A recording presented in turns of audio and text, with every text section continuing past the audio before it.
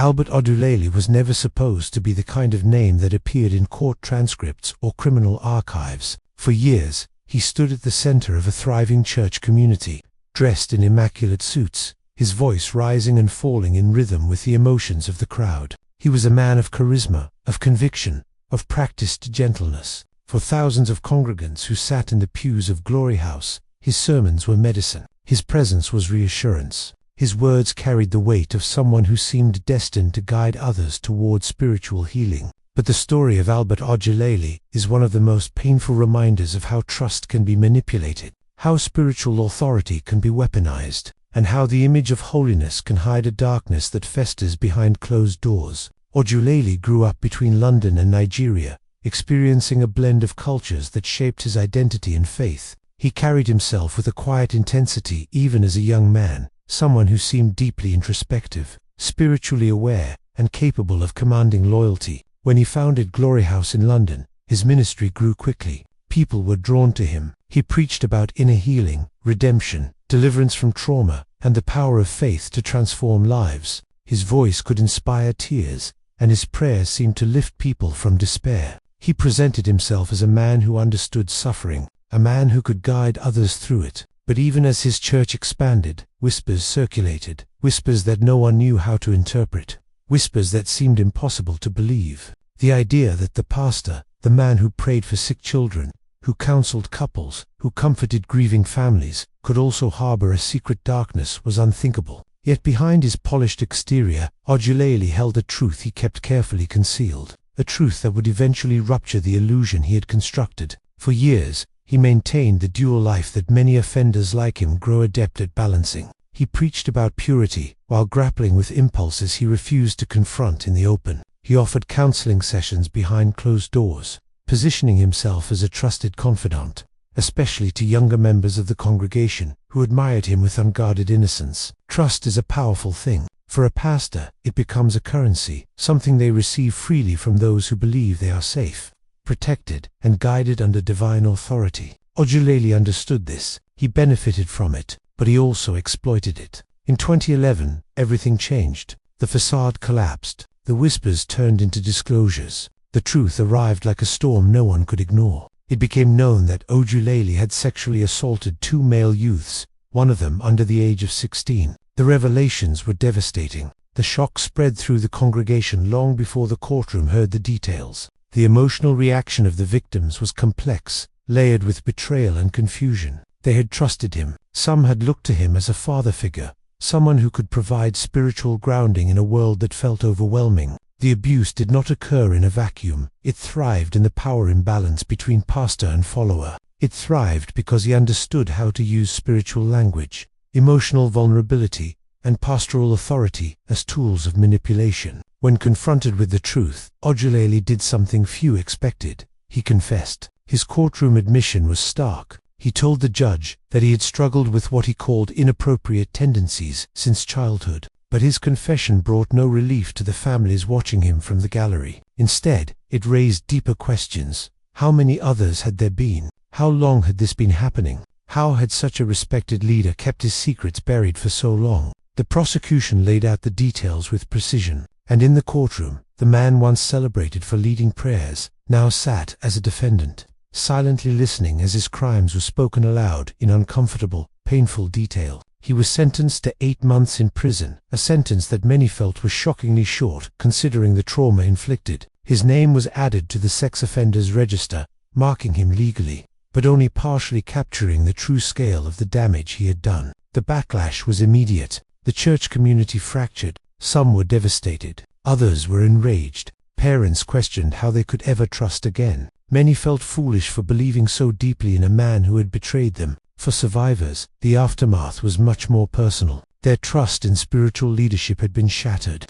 Their recollection of once sacred spaces now laced with intrusion and violation. And then came another shock. Once released from prison, Odulele announced that he intended to return to pastoral work. The reaction was severe. Many saw it as an insult, a dangerous dismissal of the harm he had caused. Others, surprisingly, supported him. They argued that forgiveness was a Christian necessity. They insisted that God had redeemed him, that he had repented, that the community should move past his crimes. The division grew deeper. It became impossible to discuss the issue without stirring emotional wounds. For survivors of his abuse, the idea of him returning to a pulpit was the thought of him once again counseling young congregants felt unthinkable. Church officials faced a moral crisis. Should a convicted sexual offender ever be allowed to step back into a position of spiritual authority? Could repentance erase the possibility of future harm? What level of accountability was necessary? Odulele's return brought these questions into harsh focus. He resumed preaching under certain restrictions, and his supporters claimed that he was living a reformed life, but many found it intolerable. In their view, forgiveness did not negate responsibility, grace did not erase caution, and in the quiet corners of the community, in support groups, therapy sessions, and hushed conversations, anger simmered. The victims and their families were left with emotional scars that would take years to process. The violation of trust was not just personal, it was spiritual. It ruptured the foundation of their belief system, leaving them uncertain of who could be trusted, of what religious leadership should look like, of whether safety could ever truly exist within a church. The long-term consequences of Odulele's crimes stretched far beyond his prison sentence. Survivors navigated anxiety, depression, and difficulties with boundaries. Some abandoned religion entirely, unable to reconcile their trauma with the faith that once guided them. Others continued to believe in God, but not in men, not in pastors, not in leaders, not in anyone who claimed divine authority over them. The wider community grappled with its own form of grief, the grief of disillusionment. How had such a respected figure deceived them? How had no one seen the signs? Why had the systems of accountability failed? The story of Albert Odulele is not simply about a pastor who committed crimes. It is about the insidious nature of hidden abuse within religious environments. It is about how spiritual power can be twisted into a cloak that hides wrongdoing. And it is about the pain that lingers in the wake of betrayal, pain that cannot be undone by a sentence, a confession, or even repentance. In the end, the haunting question remains: how many people trusted him because he stood behind a pulpit, and how many lives were changed forever because that trust was exploited? The scars left by his actions show that sometimes the most dangerous criminals are not those lurking in alleyways or operating in shadows, but those standing in the light, speaking in the name of God while hiding the darkest truths within themselves. Geronimo, Pastor G. Aguilar, built his reputation on fire-on-spirit preaching. He founded the Richmond Outreach Center in Virginia, known as the ROC, a ministry that exploded in popularity among people desperate for hope, community, and redemption. He was charismatic, authoritative, and emotionally magnetic, capable of holding a room in the palm of his hand. His sermons echoed with passion. His leadership drew in thousands. His image as a reformer made him almost untouchable. But beneath the revival-style worship, beneath the promises of salvation and change, beneath the tattoos and swagger and charismatic showmanship, Geronimo Aguilar was hiding a past and present steeped in predation. The man who claimed to offer spiritual rescue was himself the architect of devastation, crimes that he had successfully buried for years.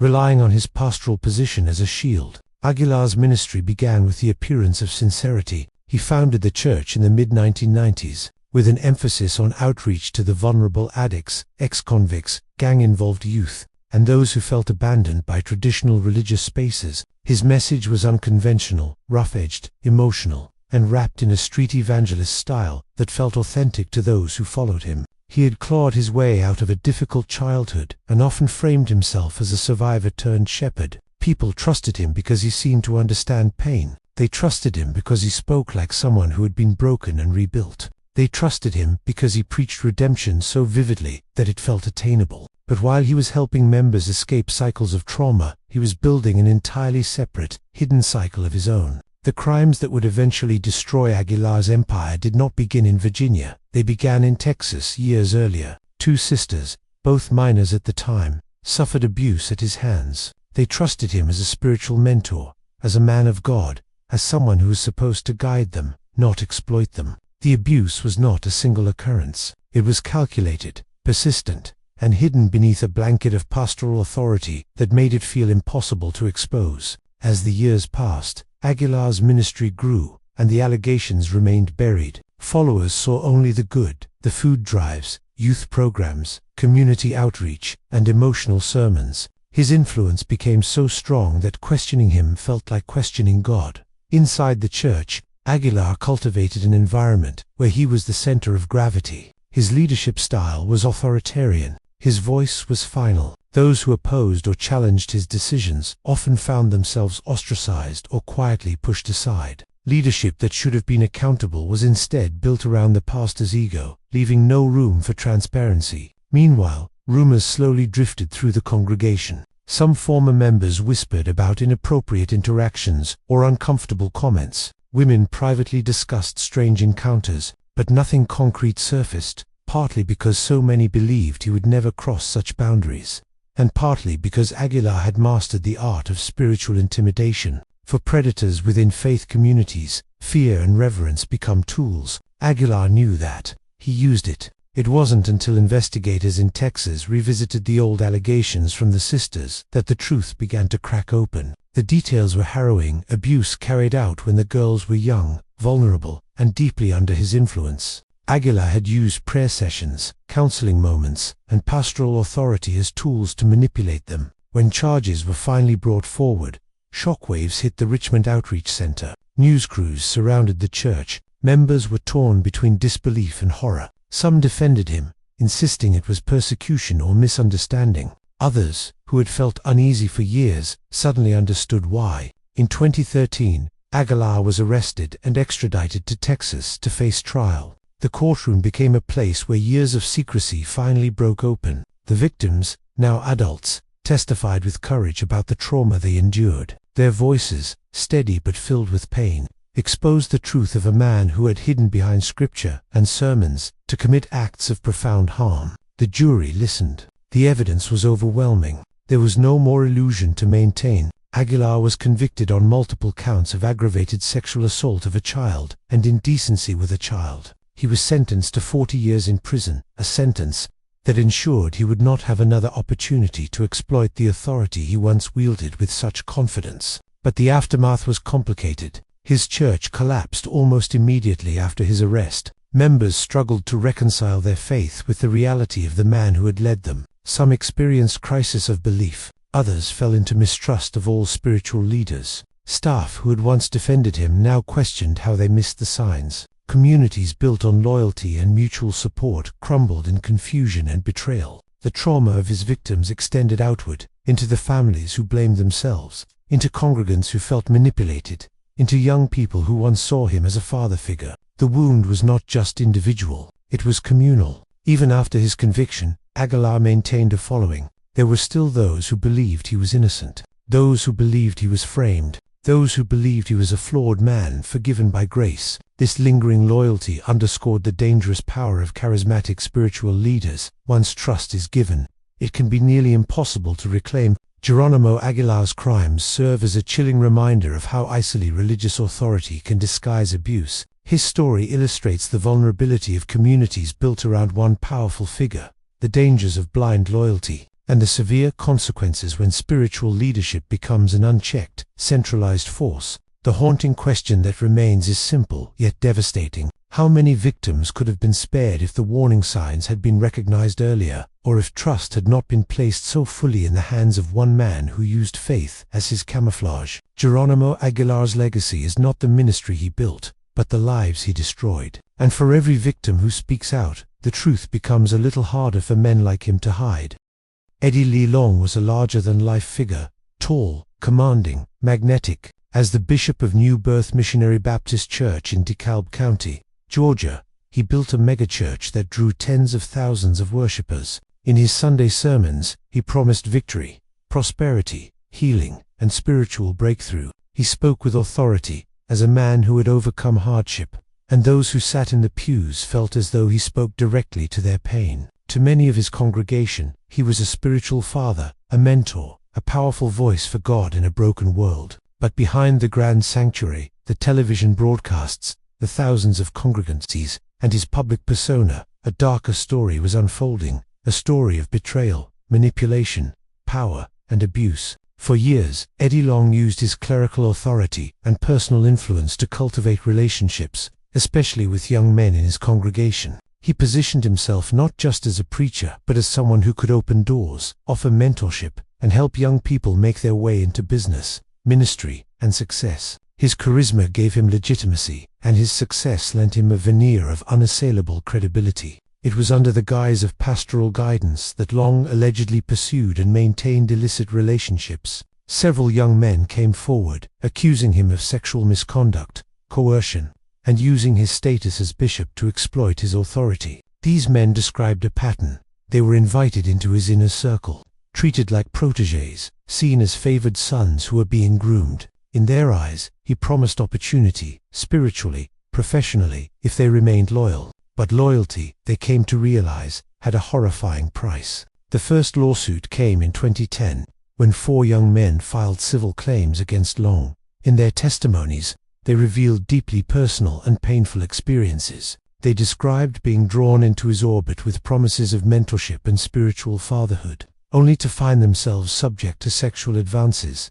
manipulation, and abuse. They said that when they resisted or questioned his behavior, they were told it would jeopardize their future within the church, their spiritual standing, and their relationship with God himself. Long vehemently denied the allegations. He claimed that any relationships he had were consensual and rooted in love, shared spiritual journeys, and genuine care. His defense was wrapped in faith language. He said that his accusers misunderstood his intentions, that he was a spiritual guide, not a predator. He insisted that he had done nothing wrong, that his life had been dedicated to God and to serving others. His public statements were confident, defiant, and unyielding, a bishop who would fight to preserve the reputation of his ministry. But the public and legal pressure mounted. The nature of the accusations from vulnerable young men who had placed their trust in him struck a nerve in his congregation, across church networks, and in the media. For many, it was hard to reconcile the image of a man who preached power, healing, and redemption with the private allegations of exploitation. Members wondered whether the leader they admired for his spiritual gifts was capable of profound betrayal. Eventually, Long settled the lawsuits out of court. He paid substantial sums to each of the accusers, though he never publicly admitted guilt. The terms of the settlement were never fully disclosed, and there was no criminal conviction. For those in his congregation, the outcome was confusing and painful. Some saw the settlement as a way of protecting his legacy. Others believed that it was an admission of wrongdoing, masked behind legal maneuvering and money. But regardless of legal technicalities, the damage was deep and personal. The accusers endured public scrutiny, emotional trauma, and spiritual turmoil. Their stories forced a congregation to confront uncomfortable truths. How much power should a pastor hold over the lives of young converts? When does mentorship cross the line into abuse? To what extent should spiritual trust be subject to secular accountability? The fallout rocked New Birth Missionary Baptist Church. Some members left in disbelief and disgust. Others stayed, torn between the healing they had once received from Long's ministry and the pain unleashed by the allegations. The leadership of the church was forced to navigate a crisis, balancing pastoral sensitivity, institutional reputation, and the deep wounds of betrayed trust. For many, no path forward felt clean or straightforward. Long, for his part, continued to preach. He never fully withdrew from his pulpit, and he maintained a loyal base of supporters who believed in his ministry, his message, and his vision. His charismatic presence remained, even as some of his sheen was stripped away by scandal. Yet for others, the man who once represented spiritual empowerment had become a reminder of how authority, unchecked,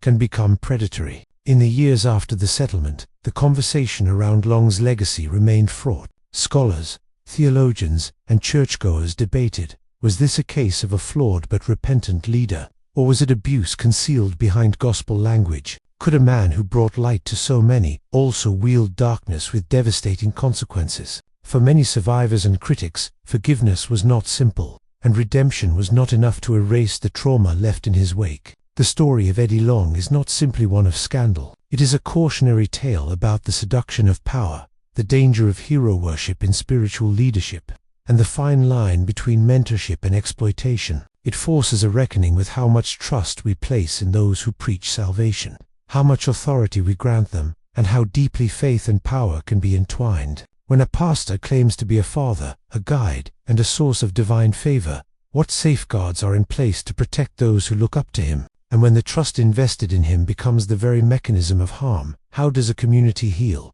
not just from the actions of one man, but from the collapse of a spiritual ideal they believed in. Eddie Long's downfall leaves us with a haunting question.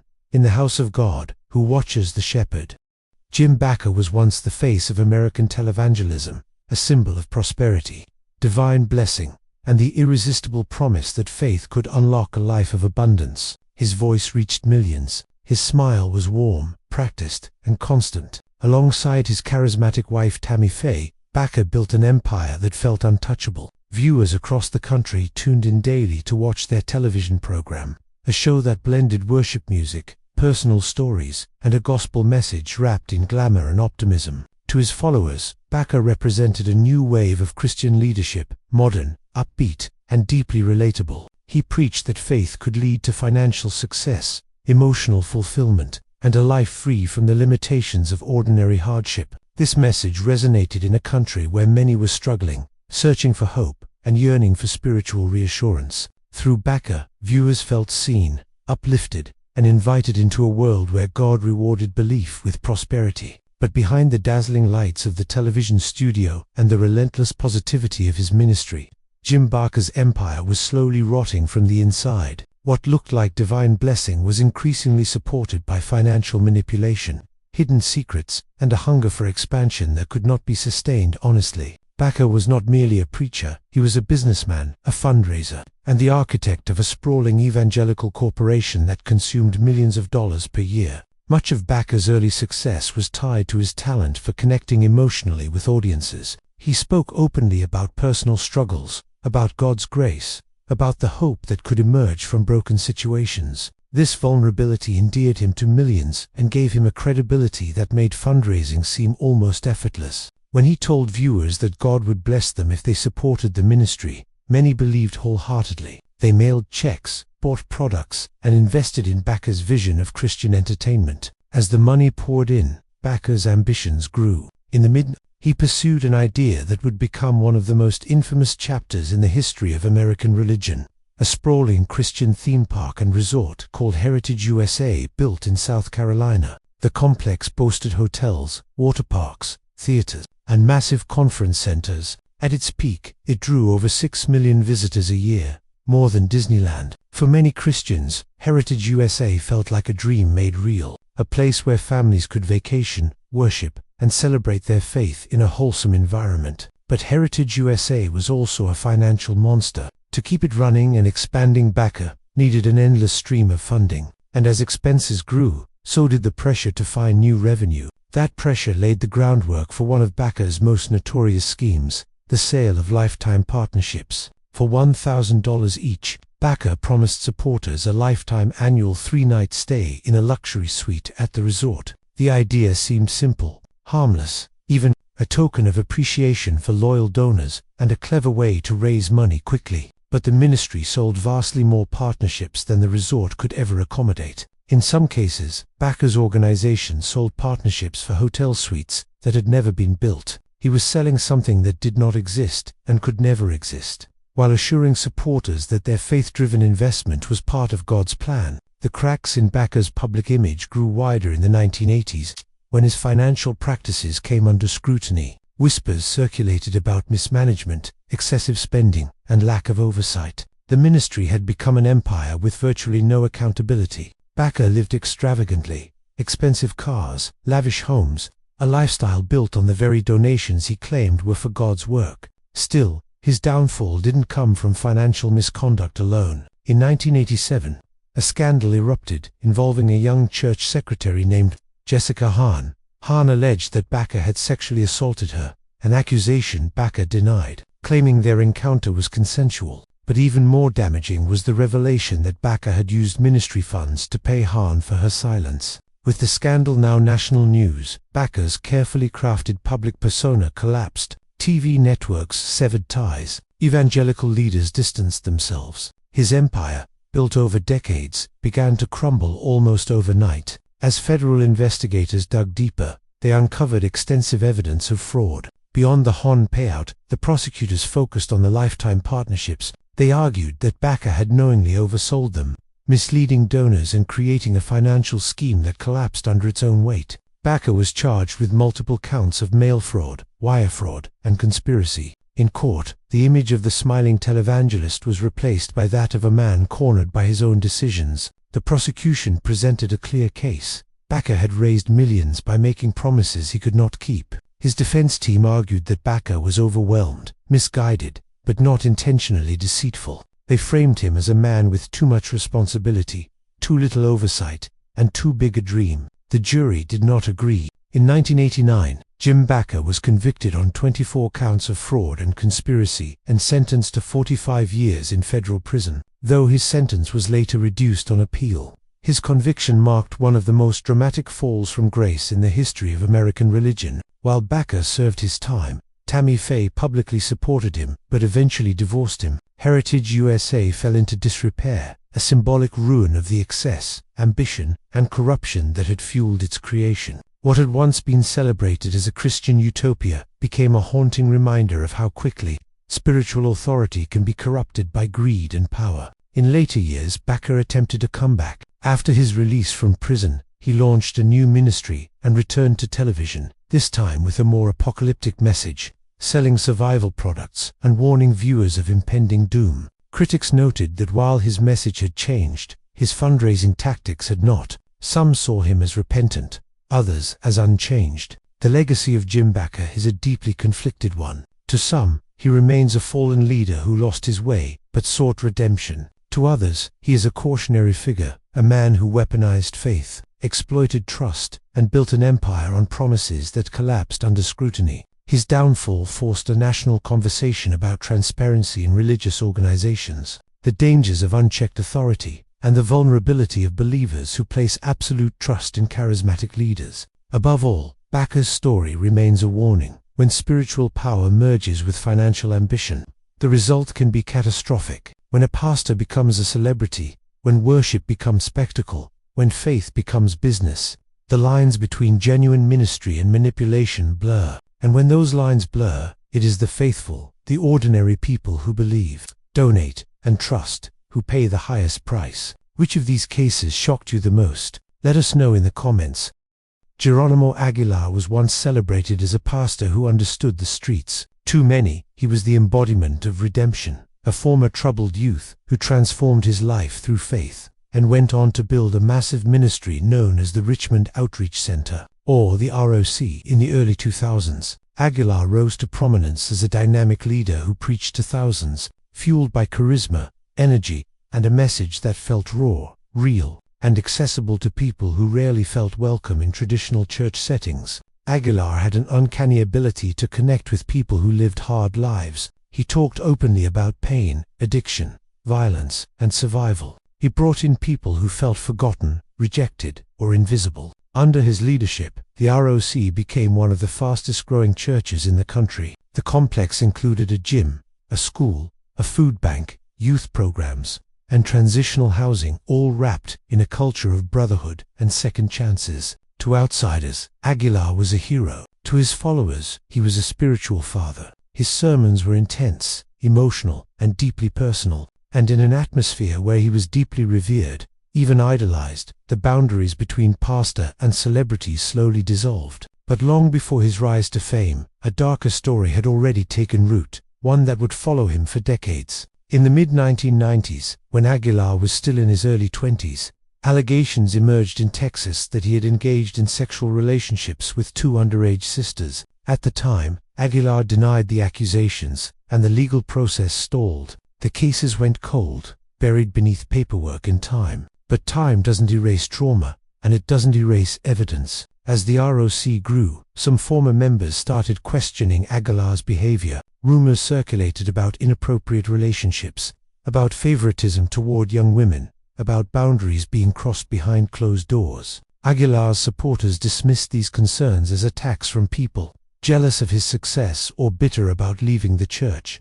But the whispers continued, and the pressure grew. In 2013, the past finally caught up to him. Authorities in Texas reopened the investigations from the 1990s. After reviewing old testimony, gathering new statements, and putting together a case, Aguilar was arrested and charged with multiple counts of aggravated sexual assault involving the 2 underage sisters. He had known decades earlier. When the charges became public, the church erupted. Some members were stunned, unable to believe the man they loved could be guilty of such acts. Others came forward with stories of uncomfortable interactions, boundary violations, and situations where Aguilar used his authority to get what he wanted. The image of the street pastor began to crumble. During the trial, prosecutors laid out a disturbing pattern of behavior. Aguilar had manipulated his victims emotionally, using his position as a spiritual figure to build trust and silence. He had taken advantage of young girls who were vulnerable, unsure,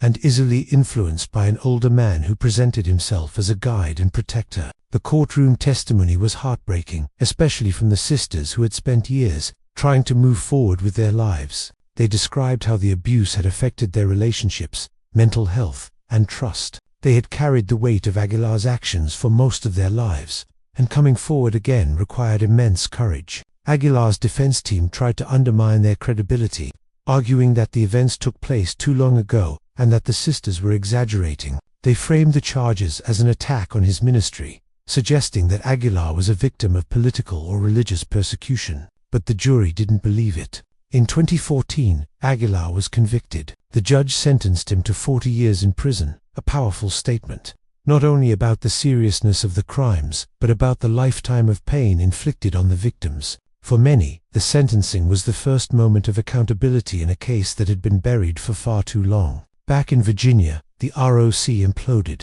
Church leaders resigned. Members left in droves. The organization that once provided hope and support to thousands was now fractured, its reputation stained beyond repair. The empire Aguilar built collapsed under the weight of his secrets. For the victims, the conviction brought a measure of closure, but not complete healing. Trauma from childhood abuse rarely fades cleanly. Even as adults, the memories remained vivid, tied to shame, confusion, and fear. But finally, the world believed them. Finally, their voices mattered. In the aftermath, former church members reflected on how the culture at the ROC protected Aguilar. There was an environment of blind loyalty, where questioning the pastor was taboo, and whistleblowers were viewed as enemies. The system built around Aguilar made him feel untouchable, and that illusion allowed the harm to continue. Geronimo Aguilar's story is a painful reminder that charisma can be deceptive, and that leaders who seem passionate and relatable can still hide devastating crimes. His rise and fall illustrate how religious power, when combined with unchecked devotion, can become a weapon. It shows how victims can be silenced, how communities can be manipulated, and how churches can prioritize image over truth. Above all, this case exposes the danger of elevating pastors into icons. Faith can inspire, uplift, and transform, but when a leader becomes the center of worship, when charisma replaces accountability, the results can be catastrophic. Aguilar entered the ministry as a symbol of hope, a man who claimed to understand brokenness and pain, but he inflicted wounds that would last a lifetime, destroying trust and leaving a trail of devastation across states and generations. For the survivors, the courage to stand against a powerful pastor reshaped the narrative of their lives. For the community, Aguilar's conviction shattered the illusion of invincibility around their leader. And for everyone who watched the case unfold, it served as a stark reminder. Even those who preach redemption are capable of profound harm when they believe themselves above consequence. His story remains etched in the broader narrative of pastors whose crimes were hidden by the ministry, a lesson in vigilance, accountability, and the painful truth that sometimes the greatest dangers come cloaked in the language of faith. George Gibney was not a pastor in the traditional sense. He did not stand in a pulpit on Sunday mornings or preach sermons to a congregation. But in Ireland, within the world of competitive swimming, he held a position of spiritual authority over young athletes, a position of absolute trust, obedience, and influence. To the teenagers who trained under him, he was more than a coach. He was a mentor, a father figure, a life shaper, and like too many men cloaked in authority, he used that trust to inflict unimaginable harm, though not a church pastor. His case mirrors the same dynamic found in religious abuse: a respected leader, vulnerable followers, a culture of silence, and a system that protected him. His story became one of the most disturbing abuse scandals in Irish history, a saga of crimes hidden for decades, victims who fought tirelessly for justice, and a man who evaded accountability for far too long. From the outside, George Gibney appeared to be a brilliant coach. In the 1980s, he led Irish swimmers to unprecedented success, He was celebrated for developing talent, instilling discipline, and pushing athletes to national and international competition. Parents trusted him with their children. The Irish swimming community revered him, and he wielded that reverence like a shield. For years, whispers circulated about inappropriate behavior, uncomfortable training sessions, strange comments, sudden late-night calls. But in a tightly controlled sports culture, where questioning authority was discouraged, those whispers rarely grew louder.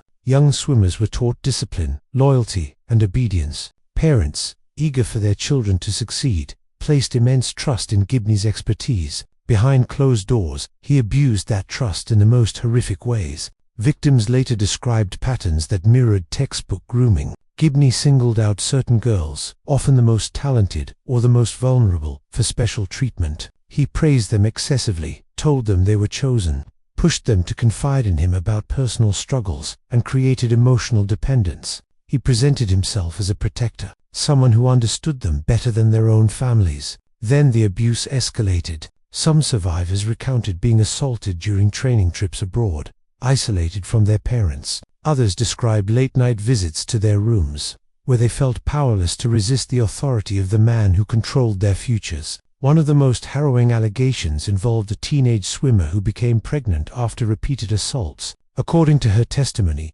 Gibney insisted she have an abortion, an act that deepened her trauma, left her feeling isolated, and cemented the emotional hold he had over her. For years, Gibney operated with impunity, shielded by a system more interested in medals and reputation than protecting children. Even when swimmers confided in adults, their allegations were brushed aside as misunderstandings, exaggerations, or attempts to sabotage a respected coach's career. But by the early 1990s, the truth finally began to emerge. Multiple swimmers independently made allegations of sexual abuse. The scale of the accusations shocked the Irish sports world. Authorities began building a case. For the first time, survivors felt a glimmer of hope, a chance that the man who had dominated their childhoods might finally face justice. In 1993, Gibney was charged with 27 counts of sexual assault against young swimmers. The news sent shockwaves through Ireland. Here was a national figure, a man entrusted with the care of children,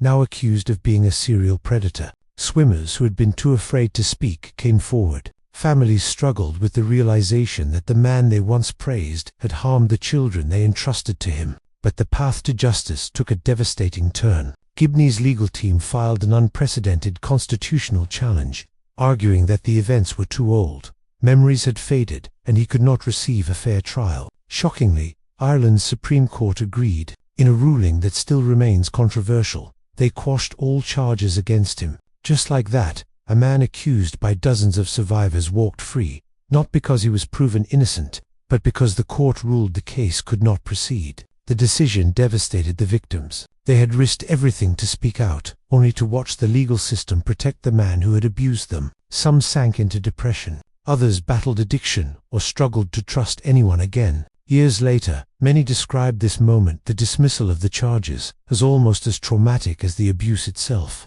But the story didn't end there. In the mid-1990s, Gibney quietly left Ireland. Survivors were horrified to learn he had been granted a US visa. He moved to Colorado, then later to Florida. For decades, he lived a quiet life in American suburbs, his past largely unknown to his neighbors. He coached in local programs. He attended church. He blended into communities that had no idea who he truly was. Meanwhile, survivors in Ireland refused to give up. They wrote letters, spoke to journalists, and pushed for investigations into how Gibney had evaded justice. Their persistence kept the case alive in the public eye. In the 2000s and 2010s, investigative reporters dug deeper. They uncovered more victims. They exposed how Irish authorities had ignored warnings for years. They revealed how Gibney had passed through immigration systems, despite red flags. One survivor directly confronted him in Florida, an emotional encounter, caught on camera demanding answers for what he'd done.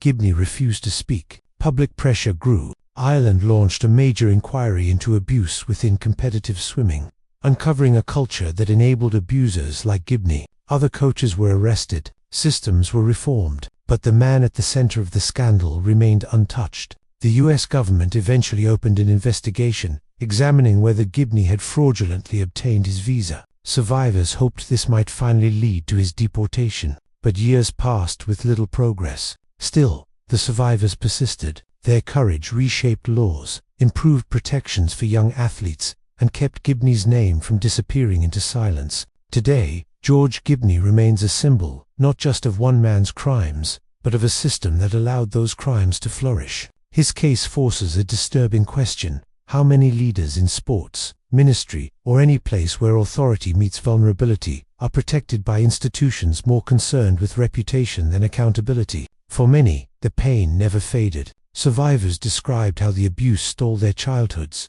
damaged their confidence, and fractured their relationships. Yet their bravery created a legacy of awareness and reform. They became advocates, voices for others who had not yet found the strength to speak. Though Gibney never faced trial for the crimes described by dozens of survivors, his story remains a devastating warning. Predators thrive where reverence replaces scrutiny, where charisma overshadows caution, and where institutions place their heroes on pedestals instead of holding them accountable. The survivors fought for decades not just to expose him, but to ensure that no child would experience the pain they endured. Their courage outlasted the man who hurt them, and their voices, long silenced, finally reshaped a system that once enabled the very crimes it should have prevented. His case stands among the most haunting examples of crimes hidden behind authority, a reminder that even when justice fails, truth has a way of surfacing, carried by those determined to be heard.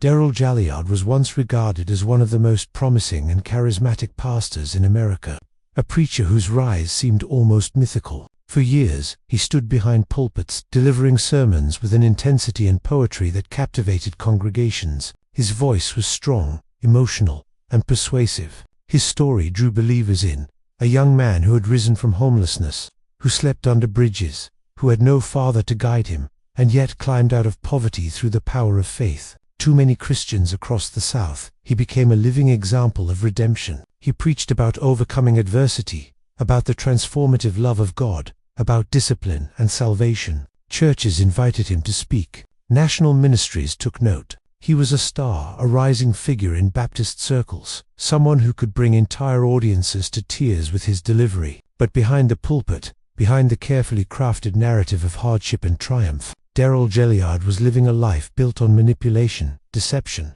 and predatory behavior that spanned years and left a trail of devastated women and families. His crimes were not hidden in the shadows of a single moment. They were woven into the fabric of his ministry. From the early years of his career, stories circulated about inappropriate behavior, phone calls late at night, counseling sessions that became intimate, unsolicited advances, relationships with congregants that raised suspicions. But Gilyard had a powerful gift, the ability to disarm critics with charm. When confronted, he cried, he apologized, he told heartbreaking stories about trauma and abandonment. He portrayed himself as a broken man struggling with human weakness, and many believed him. Church leaders who initially questioned him were moved by his vulnerability. They thought they were witnessing remorse. Instead, they were watching a predator sharpen his tools. Throughout the 1980s and early 1990s, multiple women accused Gilyard of sexual misconduct. They described similar patterns. He would begin by offering pastoral counseling,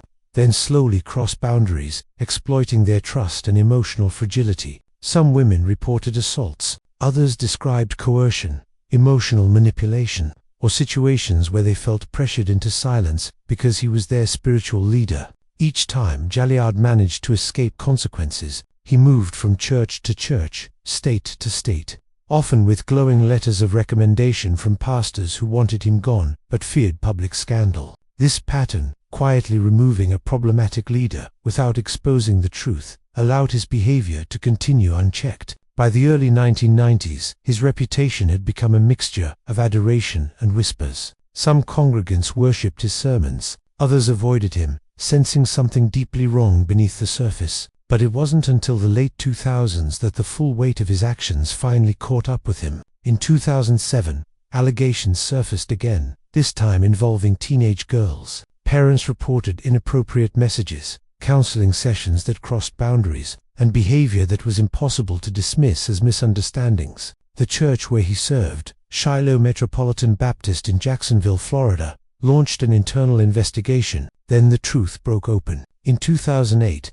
Gilyard was arrested and charged with lewd and lascivious conduct toward teenage girls from his congregation. The accusations detailed grooming behavior, cultivating emotional reliance, isolating victims, and exploiting his pastoral authority to silence or confuse them. The arrest sent shockwaves through the community. Gilyard had long presented himself as a mentor for young people. He had preached about purity, about resisting temptation, about respecting boundaries. Now he was facing charges for violating the very principles he claimed to uphold. When the case went to court, several victims shared their experiences. Their statements revealed a consistent pattern of predatory behavior that stretched back decades, a pattern hidden by charm, enabled by silence, and protected by churches that valued reputation over accountability. The courtroom atmosphere was heavy. Some members of his former congregations sat in stunned disbelief. They had adored him, defended him, believed in his transformation story. Others had long suspected something was wrong, and now felt a bitter validation. In 2009, Darrell Gilyard pleaded guilty to charges involving 2 underage girls. He was sentenced to 3 years in prison and required to register as a sex offender. After his release, he faced restrictions on where he could live, work, and preach. But he did not disappear from ministry entirely, and that decision reignited intense controversy. In 2012, Gilyard returned to preaching at a small church in Jacksonville, a congregation that believed he deserved forgiveness and a second chance. His parole conditions prohibited him from working with children, and he was monitored closely. Still, the idea that a convicted sex offender was back in the pulpit sparked outrage across the community. Survivors spoke out publicly, saying his return to ministry reopened old wounds and undermined the seriousness of his crimes. Advocates argued that spiritual leadership carries a unique kind of authority, one that should never again be placed in the hands of someone who abused it so thoroughly. The debate became a clash between doctrine and trauma, forgiveness versus protection, redemption versus responsibility. His supporters insisted that God grants second chances. His critics argued that leadership is a privilege, not a right one forfeited the moment he abused his position. The story of Darrell Gilyard is not simply a tale of one man's rise and fall. It is a painful illustration of the systemic failures that allowed him to harm so many. Churches repeatedly transferred him without warning future congregations. Victims who spoke out were often silenced or dismissed. Warnings were ignored, and a man with a pattern of predatory behavior was allowed to reinvent himself repeatedly. His crimes underscore the dangers of spiritual authority in the wrong hands, how easily trust can be weaponized, how quickly charisma can overshadow caution, and how damaging it is when institutions prioritize image over truth. For the victims, the emotional aftermath was profound. Many struggled with shame, confusion, and betrayal. They questioned their faith, their sense of community, and their ability to trust. Some left the church entirely. Others became advocates for accountability, determined to prevent similar abuses from happening to future generations. Darrell Gilyard's story stands as a chilling reminder that redemption narratives can be manipulated, and that not every preacher who speaks of salvation is seeking to save anyone but himself. It forces a difficult reflection. How many dangerous leaders would be stopped sooner if congregations listened to the small voices of doubt instead of the loud voices from the pulpit? And for every victim whose story was silenced or minimized, the case is a testament to the bravery required to confront a powerful pastor, a man who hid his crimes behind sermons, scripture, and spiritual authority, and finally bring the truth into the light. Tony Alamo was a name that became synonymous with charismatic evangelism and extreme controversy. Born in 1934, he grew into a figure whose life seemed split between devout spirituality and shocking criminality. Alamo presented himself as a man chosen by God, a messenger who could heal, deliver, and inspire faith. His ministry drew thousands to his churches, and his television broadcasts reached millions of Americans. His message was a mixture of prosperity gospel, end-times prophecy, and fiery condemnation of sin, a mix that captivated those seeking both guidance and spectacle. Alamo's early ministry was conventional. He held revival meetings, preached in small churches, and wrote religious tracts, but by the late 1960s and early 1970s, his ministry took on a more radical character. He relocated to Arkansas and established a commune-like environment for his followers. Later known as the Tony Alamo Christian Ministries, he attracted devoted followers with promises of salvation, spiritual insight, and an alternative community outside mainstream society. The church's growth was rapid. Followers believed in Alamo's divine authority, often donating homes, money, and businesses to the ministry. His sermons emphasized obedience, devotion, and loyalty to the pastor above all else. Members who questioned him were labeled spiritually weak or accused of being influenced by the devil. In such an environment, Alamo wielded nearly absolute control over his congregation financially, socially, and psychologically. But beneath the surface of revival meetings and gospel music, the ministry was a dark ecosystem of abuse and exploitation. Allegations of sexual misconduct, particularly involving underage girls, began to emerge as early as the 1970s. Alamo had built a pattern. He would recruit families into his church, gain their trust, and then systematically exploit the children. Some followers reported that girls as young as 12 were forced into sexual relationships with Alamo. Others said boys were coerced into participating or witnessing acts meant to maintain control through fear and manipulation. He controlled every aspect of his followers' lives. Members were isolated from outsiders, monitored constantly, and subjected to strict rules. Alamo's charisma and reputation as a man of God made resistance almost impossible. Even parents were reluctant to question him, believing their obedience was an act of faith. Legal scrutiny began slowly. Over decades, complaints trickled in, but Alamo's influence, legal maneuvering, and the insular nature of his ministry allowed him to evade full accountability for years. Investigators were met with resistance from followers who denied wrongdoing, fearing they would betray God by accusing his messenger. In 1982,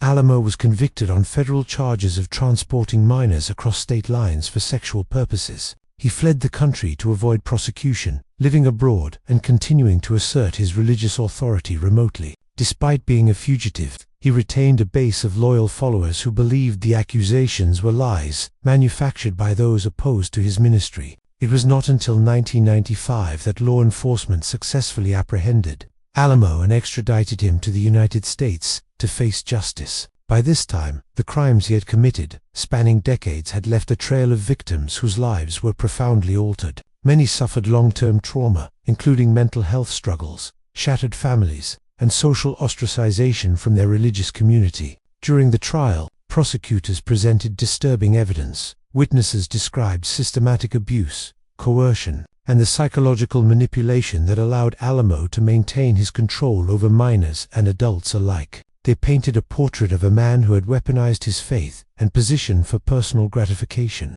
using fear, promises of divine favor, and isolation to evade accountability. Alamo's defense attempted to frame the accusations as persecution against a misunderstood man of God. He claimed his followers had consented to all relationships, and that any suggestion otherwise was a smear campaign. However, the court did not accept these arguments. The overwhelming testimony of victims and corroborating evidence from decades of records resulted in conviction. In 2009, Tony Alamo was sentenced to 175 years in federal prison for child sexual abuse and related crimes. The sentence was a decisive response to a lifetime of exploitation and a symbolic victory for the plea of survivors who had waited decades for justice. The aftermath of his conviction revealed the lingering effects of his ministry. Communities that had once celebrated his sermons now struggled to reconcile the man they revered with the monster he had become. Former followers faced spiritual disillusionment. Families wrestled with guilt and betrayal, and victims continued to navigate the complex process of recovery. Tony Alamo's life and crimes exemplify the catastrophic potential when religious authority goes unchecked. His story underscores the importance of oversight, transparency, and accountability within faith-based communities. It demonstrates how trust, once weaponized, can devastate lives for generations. Even in prison, Alamo maintained a following among a small circle of supporters who refused to believe the evidence. This lingering devotion highlighted a painful truth. The charisma and perceived divine authority of a religious leader can blind even the most rational observers, allowing predation to continue until decisive action intervenes. Ultimately, the legacy of Tony Alamo is not the millions of viewers who once watched his broadcasts, nor the empire he built, but the lives he destroyed in the pursuit of power. His story remains a stark warning of how religious reverence can be manipulated, how trust can be abused, and how vigilance is essential to prevent history from repeating itself in the shadow of the pulpit. Paul Richard Shanley was a priest in the Roman Catholic Church, whose life would become one of the most infamous examples of abuse hidden behind the sacred walls of ministry. Born in 1931 in Boston, Massachusetts, Shanley rose through the church hierarchy, eventually serving as a pastor and chaplain, gaining trust and respect from parishioners, parents, and colleagues alike. His charismatic preaching and involvement in youth ministry gave him access to generations of children, families, and impressionable teenagers, all of whom believed in his spiritual authority. For decades, Shanley was considered a progressive figure in Boston's Catholic community. Known for his outspoken views and mentorship of troubled youth, he held influential positions within the diocese, giving him both visibility and power. But beneath the surface of sermons, youth groups, and charitable outreach lurked a predatory pattern of abuse that would shock the nation when it came to light. Shanley's alleged sexual abuse of minors began as early as the 1960s. Victims described how he used his pastoral position to manipulate and groom children, often targeting those most vulnerable boys in his care who were struggling with family instability, poverty, or emotional challenges. He exploited his position of trust, presenting himself as a confidant, mentor, and spiritual guide, then gradually introduced sexual acts under the guise of counseling or guidance. Over decades, multiple survivors reported abuse, but for years their complaints were ignored or dismissed by church authorities. The Archdiocese of Boston, like many religious institutions at the time, prioritized reputation over accountability. Shanley was moved between parishes instead of being investigated, allowing him continued access to children in different communities. This system of secrecy and relocation enabled abuse to persist, leaving a trail of trauma and silence. The first public allegations against Shanley gained media attention in the 1980s, yet little concrete action was taken. Victims spoke of feeling isolated, powerless, and doubted a sentiment amplified by the church's authority and societal reverence for clergy. They struggled to reconcile faith in God with the betrayal of someone who represented him. Many did not come forward for decades, fearing disbelief, ostracization, or retaliation. In the 2000s, the Boston Globe's Pulitzer-winning investigative reporting on widespread clerical abuse reignited scrutiny of Shanley's conduct. Survivors found renewed courage to share their stories publicly, finally exposing decades of abuse. Detailed accounts revealed a chilling pattern. Shanley had selected boys for grooming, manipulated their vulnerabilities, and coerced them into sexual acts while leveraging the sanctity of his office to ensure compliance and silence. Legal proceedings against Shanley were complicated by statutes of limitations and decades-old allegations, but persistence led to prosecution. In 2002, Shanley was convicted on charges of indecent assault and sentenced to prison. The trial revealed the immense scope of his manipulations and the long-term psychological damage inflicted upon his victims. Survivors testified about the betrayal, emotional turmoil, and ongoing trauma caused by a trusted figure they once admired. Shanley's conviction sent shockwaves through the Catholic community and the broader public. The revelation that a priest could abuse children for decades while being shielded by the church challenged societal assumptions about authority, morality, and trust. Families struggled with their faith, parishioners wrestled with anger and disillusionment, and survivors confronted the painful truth that their abuser had been enabled by a network of complicity and denial. Even after his conviction, Shanley continued to seek attention, drawing media coverage and public outrage for his defiance and unapologetic statements. He served several years in prison and was released in 2017. But the social and spiritual consequences of his crimes endured. Survivors continued advocacy work, raising awareness about clerical abuse and the systems that allowed it to flourish. Paul Shanley's story is a haunting illustration of how positions of spiritual authority can be exploited to commit heinous crimes. It is a reminder that institutional power, when unchecked, can shield predators and silence victims. His life demonstrates the devastating intersection of faith, manipulation, and secrecy, showing how trust, once weaponized, can leave lifelong scars. The legacy of Shanley's abuse forced the Church to confront systemic failures, implement safeguards, and acknowledge the pain endured by survivors. It remains a stark warning that those who claim moral authority are not inherently immune from moral failure, and that vigilance, transparency, and accountability are essential to prevent further tragedy. For more real-life crime stories, subscribe and stay tuned for the next deep dive.